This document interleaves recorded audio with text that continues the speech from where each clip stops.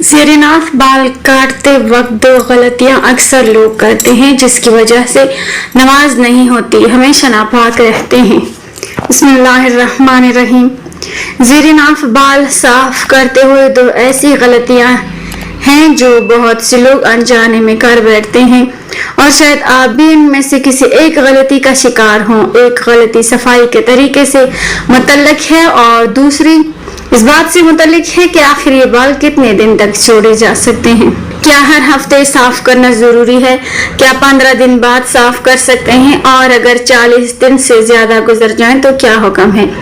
اور ایک سوال بہت سے لوگوں کے ذہن میں ہوتا ہے کہ زیر ناف بال صرف سامنے کے حصے سے صاف کرنے ہیں یا رانوں کے بال بھی اس میں شامل ہیں؟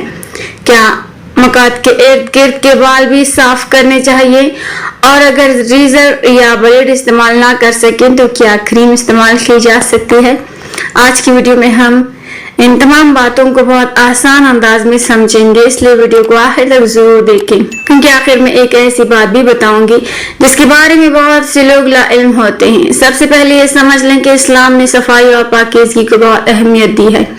مسلمان کے لیے صرف کپڑے صاف رکھنا ہی کافی نہیں، بلکہ جسم کے ان حصوں کی صفائی کا بھی خیال رکھنا ضروری ہے جہاں گندگی، پسینہ یا نجاست جمع ہونے کا امکان زیادہ ہوتا ہے۔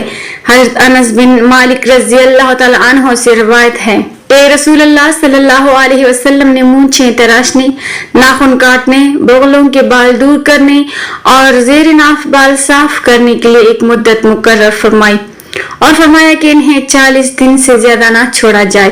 اب یہاں ایک بات بہت اچھی طرح سمجھ لیں کہ 40 دن کا مطلب یہ نہیں کہ آپ کو 40 دن پورے ہونے کا انتظار کرنا چاہیے، نہیں، بلکہ یہ زیادہ سے زیادہ حد ہے۔ بہتر یہ ہے کہ انسان اپنی صفائی کا باقاعدہ معمول بنائے۔ اگر کوئی شخص ہفتے میں ایک مرتبہ صفائی کر لیتا ہے تو بہت اچھی بات ہے۔ جمعے کے دن صفائی کا اہتمام کرنا بھی ہمارے ہاں ایک معروف اور پسندیدہ معمول ہے۔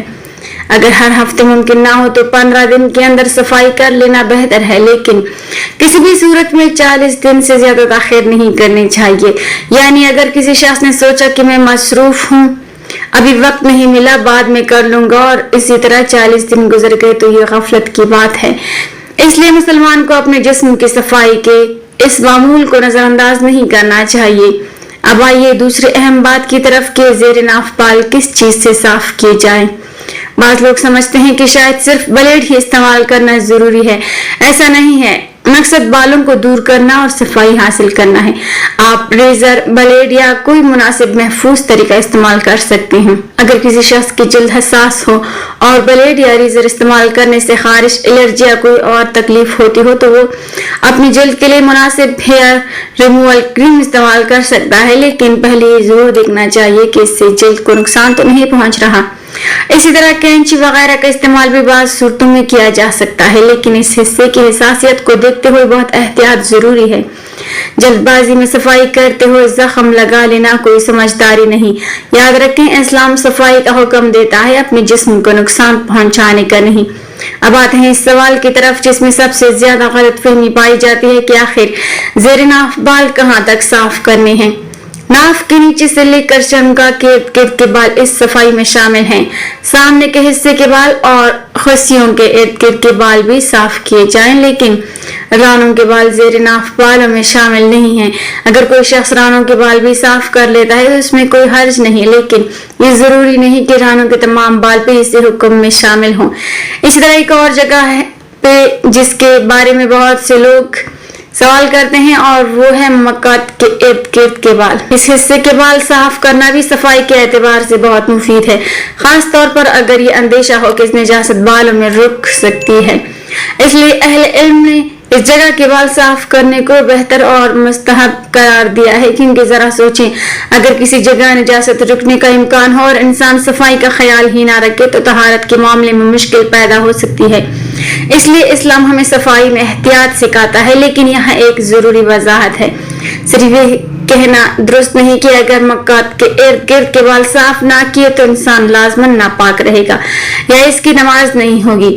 اصل چیز یہ ہے کہ اگر جسم یا کپڑے پر نجاست لگی ہوئی ہے تو اسے دور کرنا ضروری ہے۔ طہارت کا تعلق صرف بالوں سے نہیں بلکہ نجاست کو دور کرنے سے ہے، اس لیے استنجا کرتے وقت اور غسل کرتے وقت اچھی طرح صفائی کا اطمینان کر لینا چاہیے۔ ایک اور بات یاد رکھیں کہ جسم کی صفائی صرف ظاہری خوبصورتی کے لیے نہیں بلکہ صحت اور پاکیزگی کے لیے بھی ضروری ہے۔ جب انسان صفائی کا اہتمام کرتا ہے تو اسے تازگی اور سکون محسوس ہوتا ہے، اور جب وہ مسلسل ان چیزوں کو نظر انداز کرتا رہے تو جسم میں پسینہ، بدبو اور گندگی جمع ہونے کا امکان بڑھ جاتا ہے۔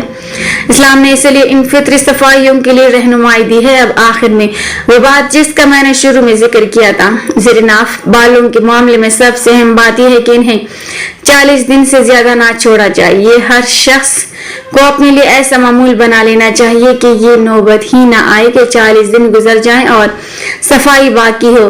آپ ہفتے میں کر سکتے ہیں، 15 دن میں کر سکتے ہیں، ضرورت کے مطابق اس سے پہلے بھی کر سکتے ہیں، لیکن 40 دن کے حد کو عبور نہ ہونے دیں۔ اور یاد رکھیں، صفائی کا مقصد صرف بال ہٹانا نہیں بلکہ پاکیزگی، صفائی اور سنت پر عمل کرنا ہے۔